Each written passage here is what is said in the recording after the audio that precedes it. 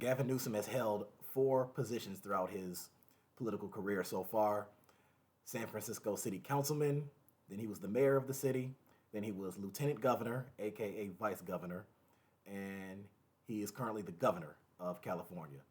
So let's start with his record as a city councilman. Now, he was city councilman of San Francisco from 1996 to 2003. So, one thing is the Care Not Cash initiative. He authored and championed the Care Not Cash program, which restructured the city's approach to homelessness by reducing direct cash assistance and reallocating funds towards housing and supportive services. This initiative aimed to provide more sustainable solutions for the homeless population. There's actually a program that he supported called Hope, and I'm going to get into that soon. Muni reform. He advocated for reforms in the San Francisco Municipal Railway system, focusing on improving efficiency and reliability. He sponsored Proposition B, which required Muni and other city departments to develop detailed customer service plans leading to enhanced transit services for residents. Affordable housing and home ownership. He supported housing projects through public private partnerships to increase home ownership and affordability housing in San Francisco.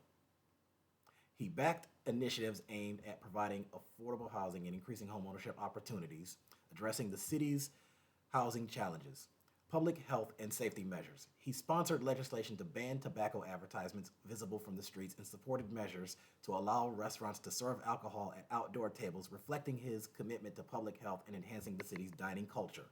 These efforts during his time as councilman laid the groundwork for his subsequent tenure as mayor of San Francisco, where he continued to focus on social services, public health, and urban development.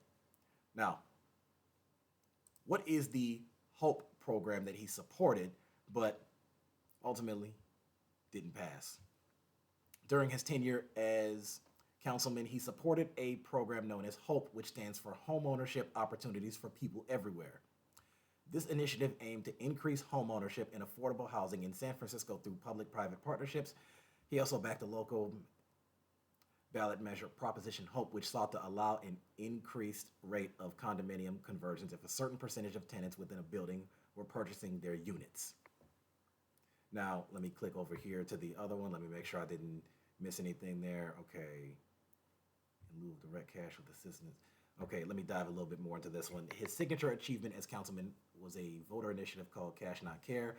I know I'm kind of repeating it though, but this other one is kind of wording it just a little bit differently, which offered care, supportive housing, drug treatment, and help from behavioral health specialists for the homeless in lieu of direct cash aid from the state's General Assistance Program.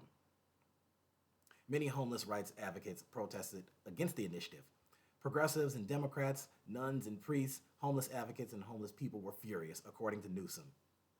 The successfully passed ballot measure raised his political profile and provided the volunteers, donors, and campaign staff that helped make him a leading contender for the mayorship in 2003. In a city audit conducted 4 years after the inception of program and released in 2008, the program was evaluated as largely successful. So that was him as a councilman. Now let's get to his tenure as a mayor. Let me go right here. I can't believe I have so much stuff right here. I have to see councilman. Okay, here we go. So he was the mayor of San Francisco from 2003 to 2010. Same-sex marriage advocacy. In 2004, Newsom directed the city clerk to issue marriage licenses to same-sex couples, challenging state laws and bringing national attention to marriage equality. Homelessness initiatives. He launched so again, they're talking about the Care Not Cash program, reducing cash assistance to homeless individuals and reallocating funds to housing and services, resulting in thousands moving off the streets. Universal health care. He introduced Healthy San Francisco, providing access to healthcare services for uninsured residents, making San Francisco the first U.S. city to offer universal health care. Environmental policies. Under his leadership, the city adopted green building standards, expanded open spaces, and converted the municipal fleet to biodiesel, enhancing San Francisco's environmental sustainability. Economic development. He supported tax incentives to attract biotech and clean energy companies, contributing to economic growth and job creation in the city. These initiatives reflect his focus on social justice, public health, environmental sustainability, and economic development during his mayoral tenure. Now, did I have anything else under this? The mayor of the project has worked in a private partnership called the SF Hope. This was under his, sorry people, hold on. Okay, because I have different tabs open up here. So I have the thing that I have here on Microsoft Word, and then there's the Chat GPT. So I'm kind of bouncing back and forth from that. Just making sure I'm just giving you the facts and giving you the information. So I'll talk about why I'm doing this later on. I've covered it a little bit before in another video, but in case you didn't see it, I'll elaborate it again later. Newsom helped secure $77 million to help some of San Francisco's underperforming schools and work to put more police officers in schools. Oh, that's funny. I thought they wanted to defund the police. In February of 2008, Newsom committed just over $30 million from San Francisco's budget reserves to help San Francisco Unified School District close a $40 million drop in state funding due to state budget deficits. Now let's get to his tenure as Lieutenant Governor. Economic Development and Job Creation. He chaired the California Commission for Economic Development, advocating for policies to stimulate job growth and support small businesses. He emphasized the importance of innovation and technology in driving the state's economy.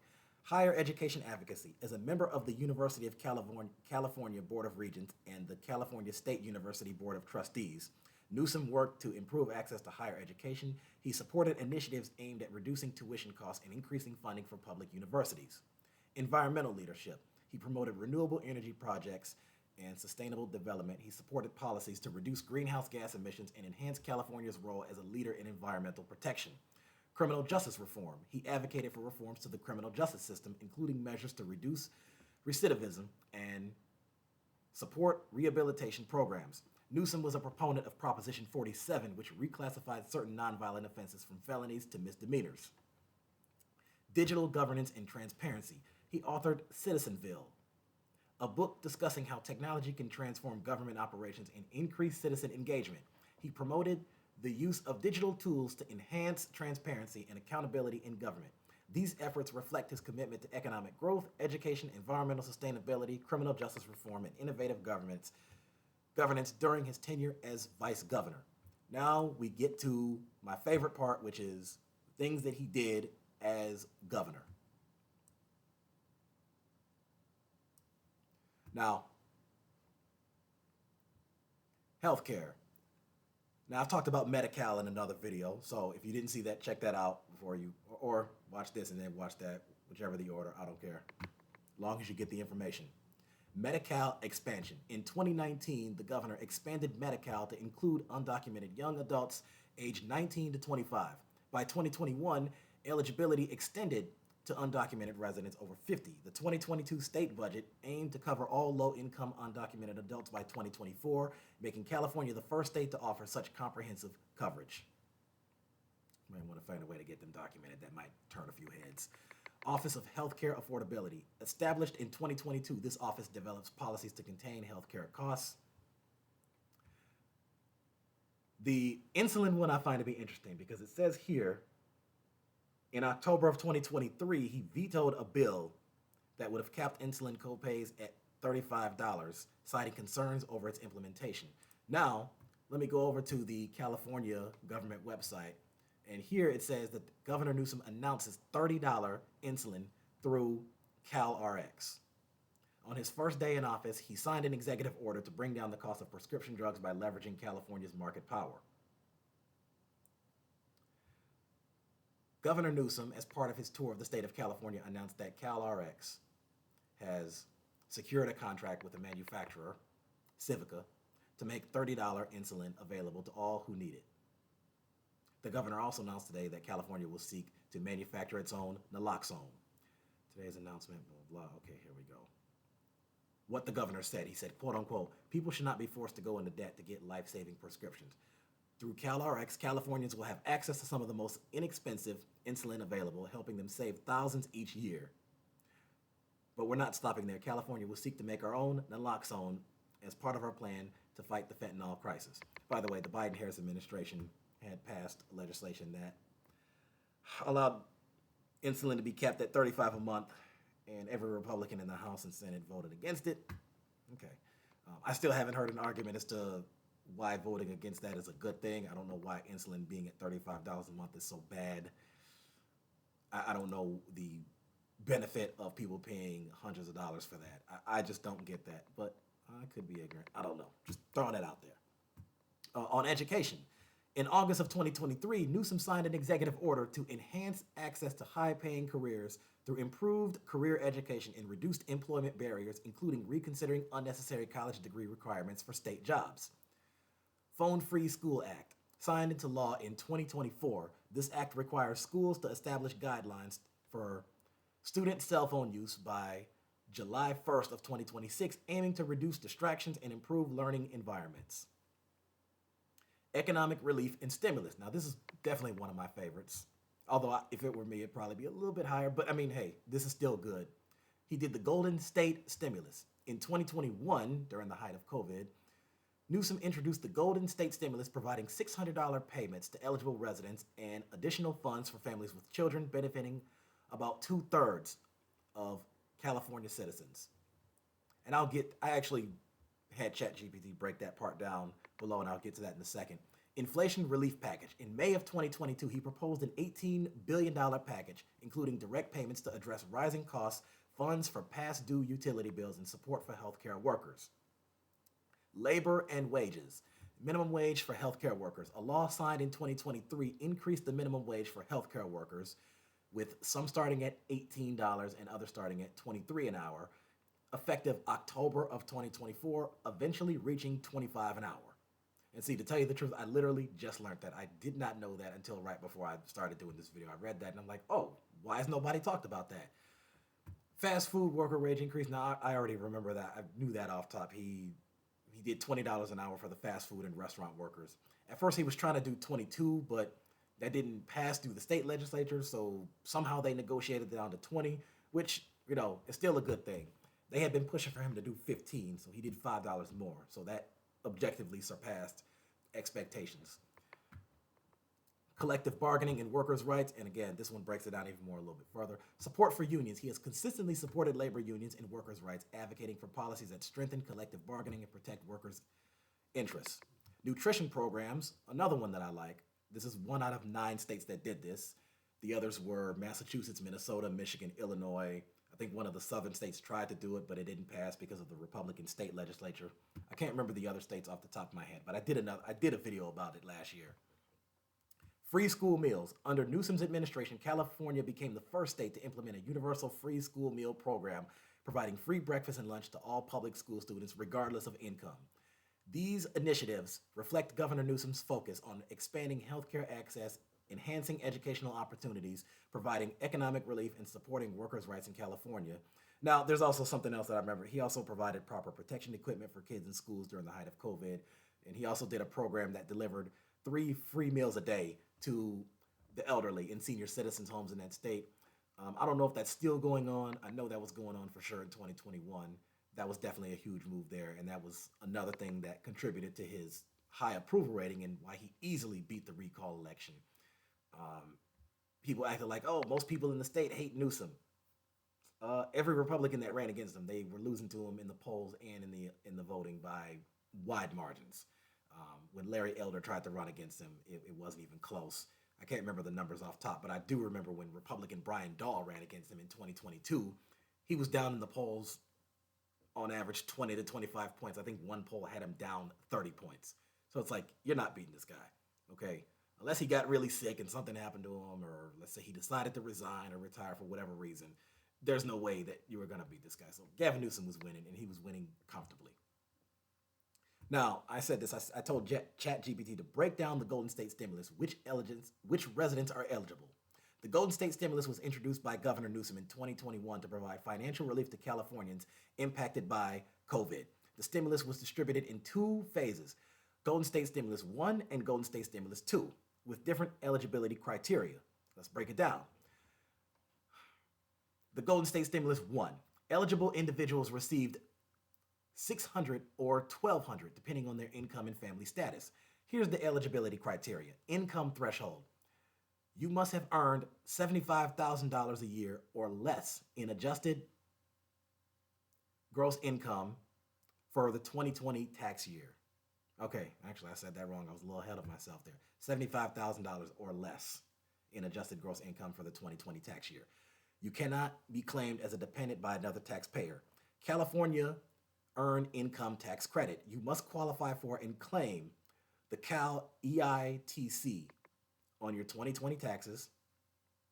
Typically applies to residents earning between 1 and 30,000 annually. Individual tax identification number filers, ITIN filers, undocumented workers included, who do not qualify for the federal stimulus received $600. The ITIN filers with incomes under $75,000 and the dependent received $1,200. And keep in mind, this was all on top of the federal money that they had received from the government when they did the $1,200 check the first time, and then it was the $600, and then it was the $1,400. Residency and tax filing. You must have lived in California for more than half of the 2020 tax year. You must file your 2020 taxes by October 15th of 2021. Now, here's the Golden State Stimulus 2. This was a broader program that included more middle-income Californians. Eligibility criteria. Income threshold. Residents with an adjusted gross income of $75,000 or less for the 2020 tax year. Tax filing and residency. You must have filed your 2020 taxes by, again, October 15th of 2021. You must have lived in California for more than half that tax year and still be a resident at the time the payment was issued. Amount. Payments ranged from $500 to $1,100 depending on family size and filing status. Single filers without dependents, they get $600. Single filers with dependent, they get $1,100. Married/joint filers without dependents, $600. And same thing with the single filers with dependents. The married joint filers with dependents, they get $1,100. Exclusions. Higher income residents earning more than $75,000 annually, dependents claimed by another taxpayer. Additional notes. Direct deposit versus paper checks. Payments were issued either via direct deposit or mailed paper checks depending on how you filed taxes. The purpose? To support low and middle income families, undocumented workers, and individuals who were disproportionately affected by the economic impacts of the pandemic. This program made California one of the first states to provide substantial relief to undocumented residents who were excluded from federal stimulus programs. Now, here are the executive orders, because I did tell it to break it down, another thing that I mentioned before. This is why I love ChatGPT. This is my favorite thing ever now. I'm on this thing literally at least every other day, if not every single day. Executive orders and or legislation that Newsom passed that benefited unions and workers' rights. Governor Newsom has enacted several measures to strengthen unions and enhance workers' rights in California. Number one, Assembly Bill, and by the way, to those of you who don't know, and there's a lot of people in a lot of states that don't know what assembly is because they don't refer to it as assembly in every state. Assembly just means state legislature. So a person who is an assembly person in California, that's really what we call a state legislator, state representative in Michigan, for example. It's different in different states, but ultimately it means the same thing. You're working within the state house. So Assembly Bill 5, AB 5. Worker Classification Reform, this was in 2019. AB 5 redefined the criteria for classifying workers as employees or independent contractors, ensuring that many gig economy workers receive employee benefits and protections. AB 257. And by the way, I know that this is a lot here, and I'm going through a lot here, but see, the last video that I did, people were saying, oh, well, of course this video was going to be short, which means that person didn't do much. Well, the other person that I was talking about wasn't in her position for quite as long. So again, different videos are going to have different lengths, and different governors and different senators, congress people, whatever, they're going to have different amounts of accomplishments. So from some of them, I might give a good one or two that I think are the best and say, hey, these 1-2 things. Whereas others, like Newsom, they have an entire, what appears to be an entire dictionary, an entire encyclopedia of things. So you guys keep telling me, oh, what have these Democrats done? They're not for the people. They don't do anything. This is why I'm doing this video. So watch this, learn something. You can still not support him or not like him, but I'm just giving you what he did or attempted to do. I'm just giving you the facts. That's my purpose here, to educate and to inform. So here we go. AB 257, Fast Recovery Act. This was in 2022. This legislation established a council to set wage and labor standards for fast food workers, aiming to improve working conditions and empower employees in the industry. We also have Assembly Bill 21A3, which is referred to as the Farm Worker Unionization, also in 2022. This one expanded union rights for farm workers by allowing alternative methods for union elections, facilitating easier organization and representation. Then you have Senate Bill 525, minimum wage for healthcare workers. We already covered that. Some of them start off at 18, others at 23, and it becomes effective by October of 2024. So eventually that would reach 25 an hour. Assembly Bill, fast food worker, okay, 20 an hour, I already covered that. These initiatives reflect Governor Newsom's commitment to enhancing labor rights and supporting unionization efforts across various sectors in California. Now, for some reason, because a lot of this stuff, so some of it I did know off the top of my head, because I remember reading about this stuff like as it was going on, as he was doing it, especially the stuff he did during COVID, which was provide the proper protection equipment for kids in schools and, the 3 free meals a day to the elderly. Okay, I was wrong on the Medicare thing, so I got that mixed up. So good thing I researched it, and so I got the facts together on that. The $20 an hour for the fast food and restaurant workers, the $18 an hour for the healthcare workers. So again, is there anything here that I missed? Where is it? Okay, I think that about covers it for Newsom. So here's the thing. So here's why I really was eager to cover it with Newsom, because I'm pretty sure we all know for a fact, Democrats, Republicans, Independents, anybody in between, we all know. We're about 99% sure, basically 100% sure that this guy plans on running for president in 2028. And he's definitely one of my favorite potential choices. And here's what he has to do if he's going to run. And I wish I could talk to him in person, and I would definitely talk to people on his team, and I would talk to my friends and teammates and allies and activists in California who are strong supporters for him. That if he runs, he has to repeat these things constantly. He has to brag about it. He has to go on. Again, I know a lot of Democrats won't like this part, but he has to go on Fox News. He has to go on Newsmax. He has to talk to people at Breitbart, OAN, the Daily Wire. I know this part may not seem important, but I kind of think it is to a degree. He has to go on podcasts, and he has to go on both liberal and conservative podcasts. He has to talk to even Joe Rogan, because Trump's interview with Joe Rogan got about 50 million views, give or take. I went on there, I saw it said 49 or something, so I'm sure it's 50 million now. Somebody on, I don't remember if it was somebody on Roland Martin's show or somebody else had pointed out that it was 73 million, but I looked at it and it showed 50 million about, or just under that. So either way, go on there. You have to talk to them, debate with these. If I were him, I would debate everybody on Fox News.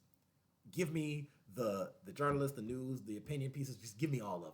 Give me Sean Hannity. Give me Laura Ingraham. Give me Greg Gutfeld. Give me Neil Cavuto. Give me Brian Kilmeade. Give me Shannon Bream. Just any of them. Just go on the conservative podcast. Talk to Megyn Kelly. Talk to Ben Shapiro. Talk to Candace Owens, Brandon Tatum, Matt Walsh, Charlie Kirk, Dennis Prager, Mark Levin. Just talk to all of them. And just bring this stuff up constantly. And many independent voters, now I'm sure most of the conservative voters are still not going to vote for him, but this is mainly to get the attention of the independent voters, because they can look at that and they say, because they criticized Kamala Harris for not going on the right-wing sources, and then she finally did one time, and that was like 2 weeks before the election, and they can look at that and they say, okay, this guy's pretty gutsy. He's pretty ballsy. He goes on and he talks to these people, and I don't agree with him, but he's showing that he's not scared, and he's showing that he'll take on anybody. That's why he debated Ron DeSantis. Technically, he was debating Ron DeSantis and Sean Hannity. And, a lot of people thought like, okay, that's pretty gutsy. Even some conservatives were like, okay, I'll give him that. I'm still not voting for him, but hey, at least he went on there. So this is what he has to do. And I'm sure, like I said, my money's on it. He's going to run. And he definitely is one of my top choices. I'd be glad to promote him. There's quite a few other potential options out there. Some people that we know or almost know are going to run. Gretchen Whitmer, J.B. Pritzker, Josh Shapiro, Tim Walz. I don't think his name is as high up, but I really like him, and he's definitely one of my favorites. So that's what I'm saying. So we have to constantly put these things out here. And so I want anybody who thinks that Newsom has done nothing for his state, or somehow thinks that most people in the state are against him. During his highest approval rating that he had received in his state was 61%.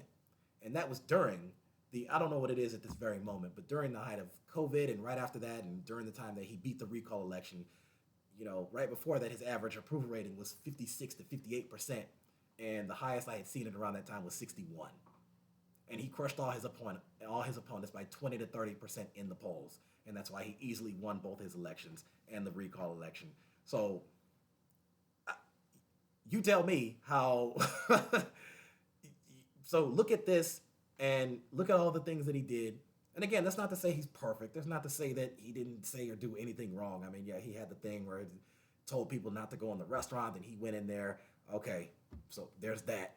So I'm not necessarily defending that, but just that alone is not enough to override everything I just gave you here. So, and then also he didn't do universal health care as governor. So that would be a criticism on his part. I don't see anything on there with, free community college or anything like that.